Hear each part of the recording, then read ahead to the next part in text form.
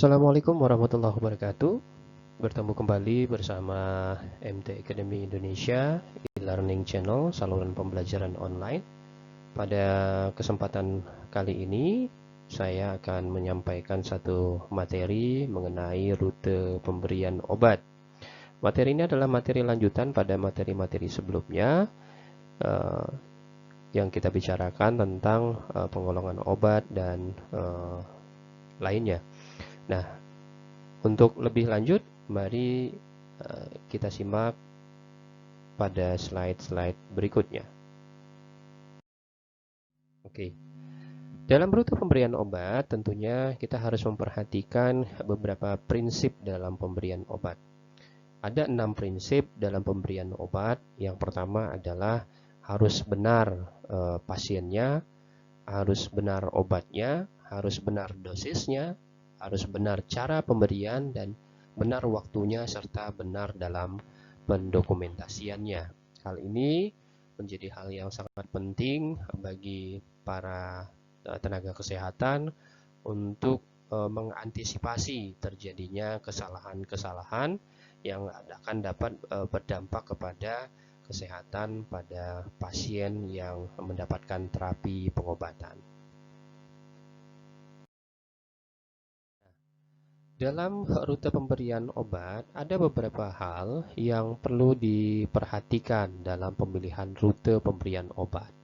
Yang pertama adalah tujuan terapi ini apakah menghendaki efek lokal atau sistemik. Itu juga perlu diperhatikan dalam pemberian obat. Kemudian yang kedua, lama tidaknya masa kerja obat maupun kerja awal yang dikehendaki. Yang ketiga adalah stabilitas obat yang melewati bagian tubuh tertentu. Yang keempat adalah keamanan relatif dalam penggunaan melalui berbagai macam rute.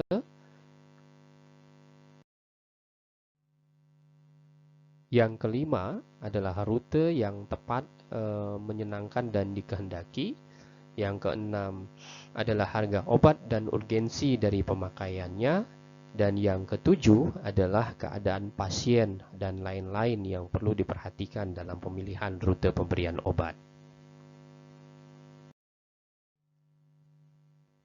Baik, tadi kita bicara dalam rute pemberian obat harus memperhatikan efek yang diinginkan, apakah efek sistemik atau efek lokal. Nah, kita akan memberikan penjelasan bahwa efek sistemik ini diperoleh jika obat beredar ke seluruh tubuh melalui peredaran darah dengan cara diminum. Contohnya adalah obat penurun panas. Kemudian efek sistemik ini dapat diperoleh dengan rute pemberian oral melalui saluran gastrointestinal atau rektal, kemudian melalui parenteral dengan cara intravena, intramuskular, dan subkutan, dan yang ketiga adalah inhalasi langsung ke paru-paru.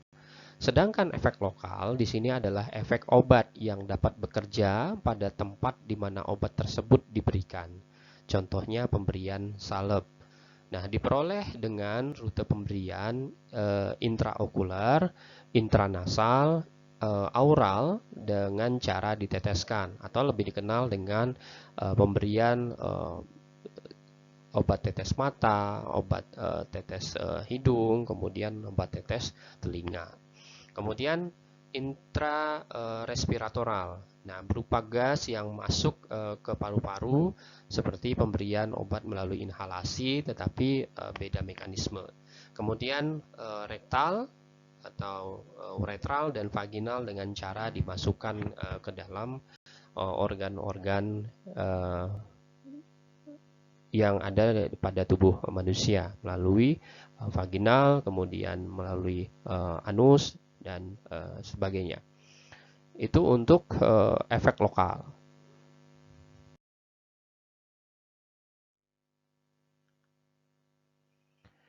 Nah, berikutnya kita akan bicara tentang rute masuknya obat ya, atau rute yang biasanya diberikan kepada pasien atau penderita atau manusia pada obat-obat yang perlu diperhatikan. Yang pertama ini adalah inhalasi, ya, melalui mulut, kemudian oral. Ini sudah kita jelaskan pada video sebelumnya. Kemudian melalui parenteral, subkutan dan intramuskular, kemudian melalui rektal, ini menggunakan suppositoria, kemudian topikal, kemudian berikutnya adalah parenteral intravena, dan yang terakhir adalah transdermal. Ini menggunakan tempelan, nah, seperti koyo. Nah, ada beberapa hal yang akan kita bahas dalam video ini, tidak semuanya, tetapi yang umum kemudian itu digunakan dalam rute pemberian obat. Bioavailabilitas di sini dimaksudkan dalam pemberian obat adalah istilah yang digunakan untuk menggambarkan bagian dosis obat yang diberikan yang mencapai sirkulasi. Nah, jika obat diberikan secara intravenous, maka bioavailabilitas akan mencapai 100%. Dan jika diberikan secara peroral, maka hanya sebagian yang mungkin bisa mencapai sirkulasi. Nah, berikut adalah rute-rute pemberian obat. Tadi disampaikan intravenous bioavailabilitasnya 100%, sehingga dia bisa mencapai sirkulasi sangat cepat. Kemudian untuk intramuskular 75 sampai kurang dari sama dengan 100. Kemudian volume yang diberikan juga dapat dalam jumlah besar dan biasanya menimbulkan nyeri, pemberian intramuskular. Kemudian bioavailabilitas untuk subkutan itu 75 sama dengan intramuskular, 75 sampai kurang dari sama dengan 100. Nah, karakterisasinya adalah volume yang diberikan kurang dari intramuskular dan juga menimbulkan nyeri. Dan pemberian oral di sini adalah bioavailabilitasnya 5 sampai kurang dari 100%. Nah, paling nyaman untuk pengguna, metabolismenya lintas pertama signifikan. Nah, ini pemberian secara rektal, bioavailabilitasnya 30 sampai kurang dari 100. Nah, karakterisasinya metabolisme lintas pertama kurang dibandingkan dengan pemberian oral. Dan bioavailabilitas untuk inhalasi ini 5 sampai kurang dari 100 dan sering membuat onset sangat cepat. Dan transdermal di sini 80 sampai kurang dari sama dengan 100 untuk bioavailabilitasnya, dengan karakterisasi absorpsi sangat lambat dan digunakan untuk menghindari metabolisme lintas pertama. Penggunaannya juga dalam jangka yang panjang. Kita akan bicara pada rute oral. Nah, oke. Rute oral kita akan bagi menjadi dua, yaitu ada obat sublingual. Nah, sublingual di sini yaitu pemberian konsumsi obat dengan cara meletakkan obat di bawah lidah. Nah, tujuannya adalah agar efek yang ditimbulkan bisa lebih cepat, karena pembuluh darah di bawah lidah merupakan pusat dari sakit. Nah, kelebihannya adalah cepat, tidak diperlukan kemampuan menelan, menghindari kerusakan obat di saluran cerna dan metabolisme di dinding usus dan hati. Kekurangannya yaitu absorpsi tidak adekuat, kepatuhan kurang, mencegah pasien menelan, kurang praktis, dan merangsang selaput lendir mulut.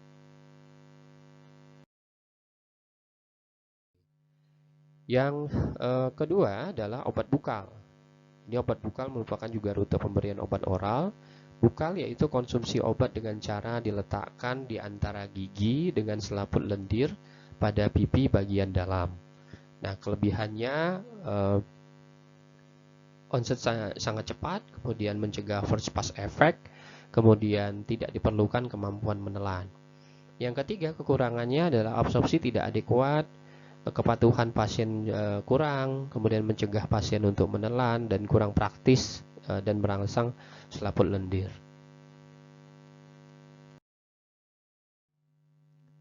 Yang kedua adalah rute parenteral. Ini adalah pemberian obat dengan rute parenteral, ya, dengan menyuntikkan obat ke dalam tubuh manusia melalui beberapa posisi, yaitu intramuskular, ada subkutan, intravena, dan intrakutan. Untuk intramuskular penyuntikan dengan posisi 90 derajat, subkutan dengan 45 derajat, intravena dengan 25 derajat, dan intrakutan 10-15 derajat. Oke. Intravena, pemberian obat ini merupakan pemberian obat parenteral yang dimasukkan ke dalam pembuluh darah, sehingga kadar obat di dalam darah dapat diperoleh dengan cepat, tepat, dan dapat disesuaikan dengan respons penderita. Nah, kelebihan dan kekurangannya, kelebihannya sangat cepat untuk mencapai konsentrasi, dosis tepat, dan mudah menitrasi dosis. Nah, kekurangannya adalah obat ini yang sudah diberikan tidak dapat ditarik kembali, sehingga efek toksik lebih mudah untuk terjadi. Kemudian jika penderitanya alergi terhadap obat, maka reaksi alergi akan lebih cepat untuk terjadi. Yang ketiga adalah harus dilakukan perlahan-lahan sambil kita mengawasi respons pasiennya. Yang keempat, konsentrasi awal yang tinggi toksik, invasif, risiko infeksi karena ada penusukan di situ. Kemudian memerlukan keahlian yang khusus. Pemberian parenteral berikutnya adalah intramuskular. Nah, kelebihannya ini tidak diperlukan keahlian yang khusus, kemudian dapat dipakai untuk pemberian obat larut dalam minyak, dan absorpsinya sangat cepat, obat larut di dalam air. Nah, pemberian obat intramuskular ini dengan cara menginjeksikan obat ke dalam jaringan otot. Nah, kekurangannya adalah menimbulkan rasa sakit, tidak dapat dipakai pada gangguan bekuan darah. Kemudian bioavailabilitasnya bervariasi, obat dapat menggumpal pada lokasi penyuntikan. Oke. Pemberian obat intrakutan. Nah, pemberian obat intrakutan ini memberikan obat melalui suntikan ke dalam jaringan kulit yang dilakukan di lengan bawah, bagian dalam, atau tempat lain yang dianggap perlu. Nah, biasanya tujuannya adalah untuk melakukan uji coba obat tertentu atau yang dikenal dengan istilah skin test untuk melihat reaksi satu obat apakah menimbulkan alergi atau tidak. Kemudian pemberian obat tertentu dengan intrakutan dan diagnosa penyakit tertentu. Nah, biasanya pada tuberkulin test. Nah, kelebihan dan kekurangan dari berikutnya yaitu obat subcutaneous injection. Nah, pemberian suntikan subcutaneous ini kelebihannya diperlukan latihan sederhana. Nah, absorpsi cepat obat larut di dalam air, mencegah kerusakan sekitar saluran cerna, dan kekurangannya menimbulkan rasa sakit dan kerusakan kulit, tidak dapat dipakai jika volume obat besar, bioavailabilitasnya bervariasi sesuai lokasi, dan efeknya agak lambat.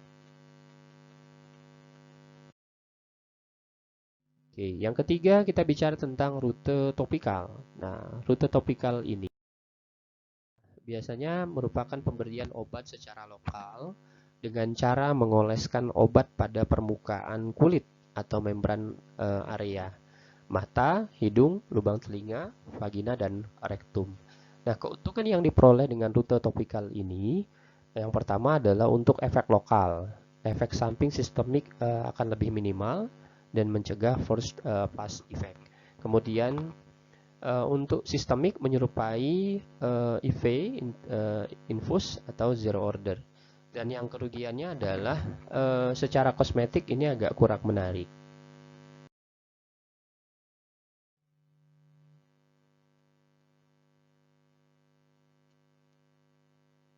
Baik, pemanfaatan obat topikal ini biasanya digunakan untuk obat topikal kulit,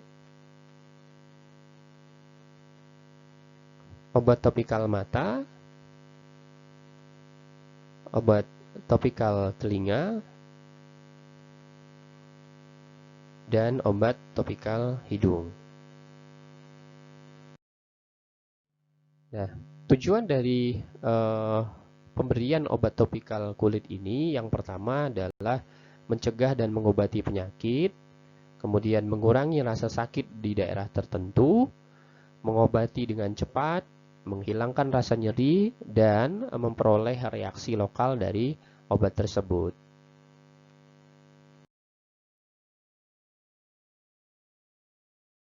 Sedangkan obat topikal mata, tujuan pemberian obat pada mata ini pertama adalah mengobati gangguan pada mata, mengurangi rasa sakit menimbulkan reaksi yang cepat, kemudian mencegah dan mengobati penyakit atau rasa sakit, yang keempat menghilangkan penyebab sakit.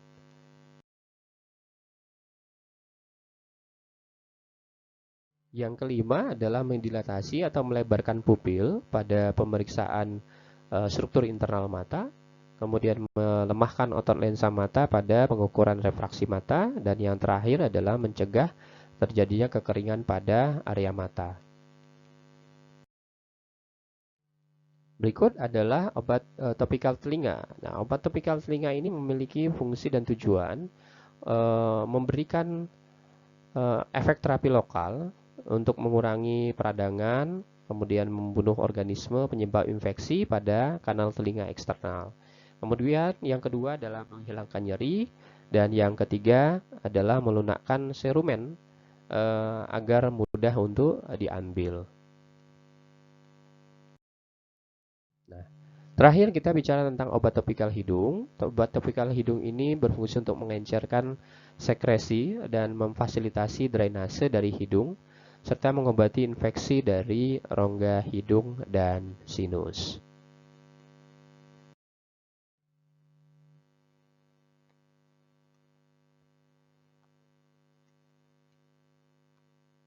Baik, terakhir Anda silakan untuk setelah video ini masuk kepada portal quiz, dan silakan Anda catat terlebih dahulu link tautan berikut sebelum Anda mengakhiri video ini. Terima kasih atas perhatiannya. Mohon maaf atas segala kekurangan. Sampai ketemu pada video-video berikutnya. Assalamualaikum warahmatullahi wabarakatuh.